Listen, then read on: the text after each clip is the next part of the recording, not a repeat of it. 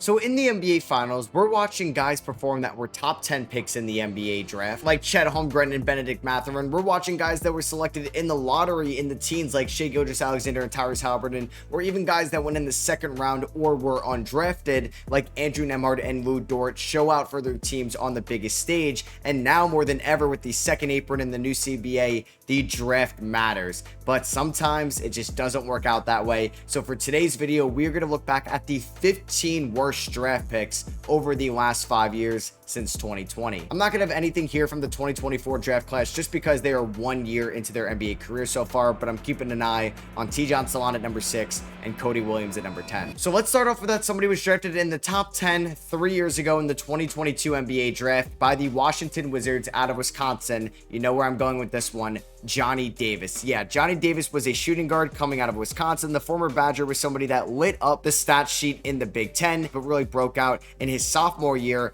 averaging 20 points and 8 rebounds. But when you look at the underlying metrics, 42% from the field, 30% from 3, sometimes the shot diet was not great out there, and was one of the top guys on that Wisconsin team. It was going to be tough for Johnny Davis to pretty much acclimate into more of a role-playing type role at the NBA level, and it never really worked out for him. In his 20-year-old season in 2023, he averaged 5.8 points, shot 38% from the field, and 24% from 3 for a team that went 35 and 47. But you know what? People have down rookie years all the time, and it's not the end all be all. But in year number 2, when the Washington Wizards were one of the worst teams in the NBA in 2024, they went 15 and 67. Johnny Davis just appeared in 50 games, averaged 12 minutes a night, 6 starts, averaged 3 points per game, 1.5 rebounds, 40% from the field, 35% from 3 on 0.8 attempts a game. He appeared in 34 games here in 2025 for the Washington Wizards, 41% from the field, 24% from 3, averaged 2.4 points. The 23-year-old is probably not going to make a name for himself in the nation's capital. There is a chance that a team could pick up Johnny Davis. Maybe he spends some time in the G League and can really make himself of worth down there, and then gets called up to an NBA team. He's got to improve on the defensive end of the floor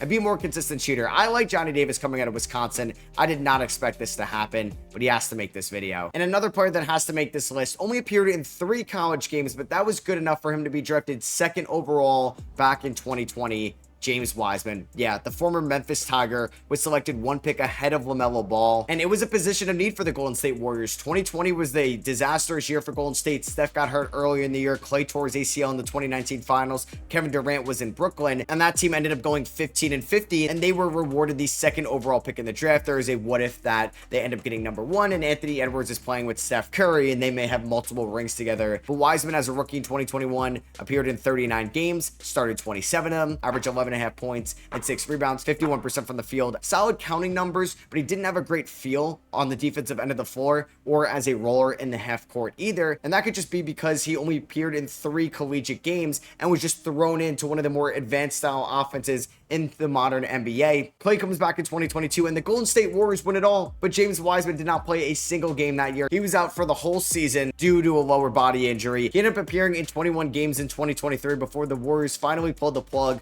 on the James Wiseman experiment. They ended up trading him to the Detroit Pistons in a 3-team trade, and they also got 5 second-round picks in return for him. That's all they got, basically 2.5 years later. He's bounced around a little bit, and he just spent 1 game with the Pacers here in 2023 before suffering another season-ending injury.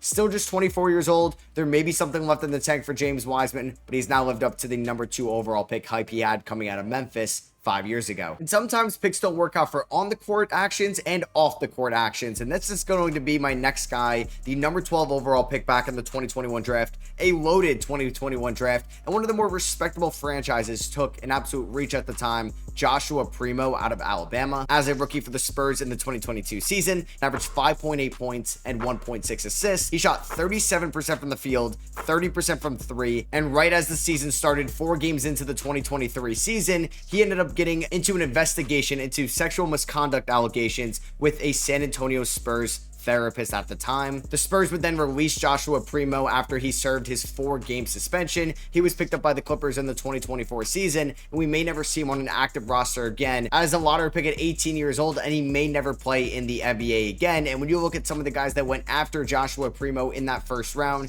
you have guys like Trey Murphy, Alperen Şengün, Jalen Johnson, and Quentin Grimes. But who knows, the domino effect could be there, and maybe they don't end up getting Wemby 2 years later. There was a flashy French point guard that was left-handed playing at Ratio Farm in Germany in an unknown 2020 draft. This was looked at as a weaker class, and a lot of people had Killian Hayes as the top 5 talent in that class. So when the Detroit Pistons took him at number 7, a lot of people thought that they got a steal, and it was the absolute opposite. Killian Hayes could not adapt to the NBA style of play. He could never be a consistent shooter inside the three-point arc and behind the three-point arc. As a rookie, he appeared in 26 games, was battling his rookie season with injuries, averaging 6.8 points, shooting 35% from the field and 27% from 3, and 3.2 turnovers a night. He was a turnover machine right away in the NBA. In year number 2, he appeared in 66 games, played 25 minutes a night, but 38% from the field, 26% from 3. He had his best statistical season in 2023, where he averaged 10 points and 6 assists in 76 games played, but still shot under 40% from the field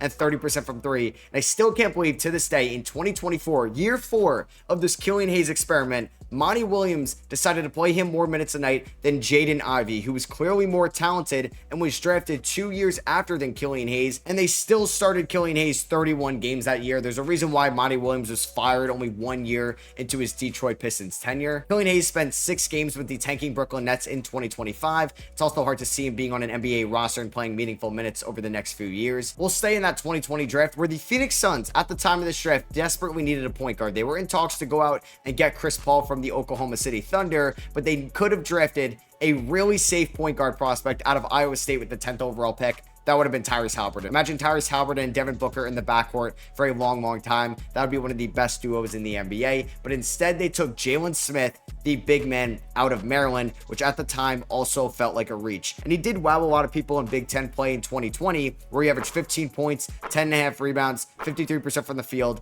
37% from 3, and earned himself into a lottery discussion. But it just, at the time, it made no sense to take Jalen Smith over somebody that should have gone a lot higher in Tyrese Haliburton, that was on the board for them. And you could have still traded for Chris Paul, who could have been a great mentor for Tyrese Haliburton, because at the time when they acquired Chris Paul, he was 35 years old. So you could just trade for Chris Paul and sign Tyrese Haliburton. They ended up trading away Jalen Smith 1.5 years later to Indiana for basically a second-round pick swap. Now, Smith has definitely earned himself a nice NBA career so far. Got rewarded with a $27 million contract by the Chicago Bulls last offseason, but it's still a head-scratching move by Phoenix to this day. We'll go with the most recent selection here, and that is going to be the 11th overall pick in the 2023 draft. At the time, I thought this was a massive reach by the Orlando Magic, and that's when they took Jett Howard out of Michigan. Even if they wanted a sharp shooting 2 guard at the time, they could have taken Grady Dick, who went 2 picks later to the Toronto Raptors. Jett Howard, as a rookie, appeared in 18 games. He was up and down with the G League team down in Osceola, and then he ended up appearing in 60 games as a sophomore this year in 2025, where the Orlando Magic had a plethora of injuries, more notably to Jalen Suggs, Franz Wagner, and Paolo Banchero, who were all out for a decent amount of time in the 2025 season, and Howard did not take advantage of his increase in opportunities. He shot 37%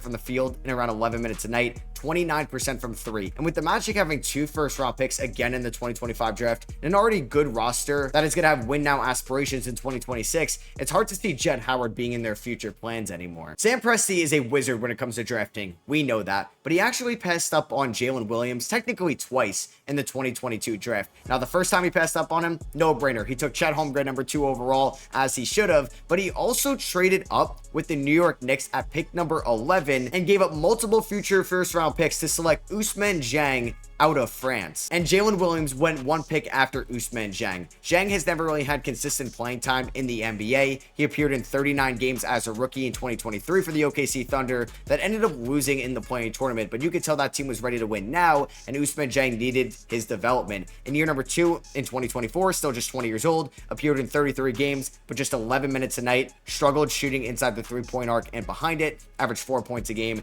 And this year, for an elite OKC Thunder team, it was always going to be tough for Jang to find playing time. 43% from the field. He appeared in 37 games, a lot of garbage time minutes this season. He's a good G League player, but it's hard to see him ever developing in the NBA if he's never going to get a consistent shot. So he has to make this list given what Sam Presti gave up to get him, how he took him technically ahead of Jalen Williams, and he never really got a great shot here in the NBA because he may be a good player on a different team one day with an increase in playing time. The LA Lakers just had the recent 17th overall pick in the 2024 draft. They took Dalton Connect, but a year prior to that, that, in 2023, they had the 17th overall pick, and they took Jalen Hood-Schifino out of Indiana, who's no longer on the Lakers. He appeared in 23 games as a Laker, 21 games as a rookie, and then only 2 games in year number 2 in 2025. He could not get consistent playing time whatsoever with JJ Redick as the head coach, and the Lakers went out and declined the third-year team option. You know how bad you have to be as a first-round pick to get your third-year team option declined? We see the fourth-year option declined all the time, but the third year, that is very unusual, and he ended up getting traded to the Utah Jazz, was actually orchestrated into the Luka Doncic 3-team trade. His final numbers in the purple and gold: 1.7 points and 0.4 assists a night. Got a couple more picks from the 2020 draft. You have to talk about Kyro Lewis, who was the 13th overall pick out of Alabama, the second Crimson Tide we had mentioned here in this video. I was a big fan of Kyro Lewis coming out of Alabama just because of how good he could play in transition. I thought he was going to be a really fun point guard next to Zion Williamson and Brandon Ingram and those guys down there in New Orleans. It never worked out, especially with him scoring the basketball. He shot 38% from the field as a rookie, 40% from the field as a sophomore, played a lot of garbage time minutes in 2023, and then was traded in 2024 and played on 3 different teams in that year. And he spent the 2025 season playing for the Wizards G League team, the Capital City Go-Go. Have to talk about somebody that Sam Presti loved in the 2020 draft. You know what's kind of wild? Because Sam Presti has drafted very well and has made very smart moves over the last few years, drafting Chet, J-Dub, Aaron Wiggins in the second round. Lou Dort was undrafted, picking up Isaiah Joe, but he saw something that he could not pass up on with the 17th overall pick in the 2020 draft. He took Alexei Pokusevski 4 picks before Tyrese Maxey went. Yeah, this Poku pick never worked out whatsoever. This was a massive project. The 7-foot Serbian, somebody that could maybe dribble the ball up and down the floor at a very elite rate for somebody at his size, but he could not put the ball in the basket no matter how tall he was. He averaged 8 points as a rookie for a bad 2021 OKC Thunder team that went 22-50, and then he had very inconsistent playing time over the next few years. He was included in that Gordon Hayward Trey Mann trade at the 2024 trade deadline and hasn't played in the NBA since. And the last guy I want to save here from the 2020 draft class, Patrick Williams, the 4th overall pick. Man, the Chicago Bulls were in such a good position back on the night of the 2020 draft. They got a little bit of luck in the lottery. They didn't really have any bad contracts over a year on their roster at the time. They had a young core of Larry Markkinen, Chris Dunn, Zach LaVine, this incoming 4th overall pick, which ended up being Patrick Williams, who I feel like never got a fair shot to develop in Chicago. I think adding guys like Nikola Vucevic and DeMar DeRozan really stumped Patrick Williams' development as a true scorer at the NBA level. He did shoot the ball very well in the 2022 season and in 2023, but the efficiency has been dropping ever since,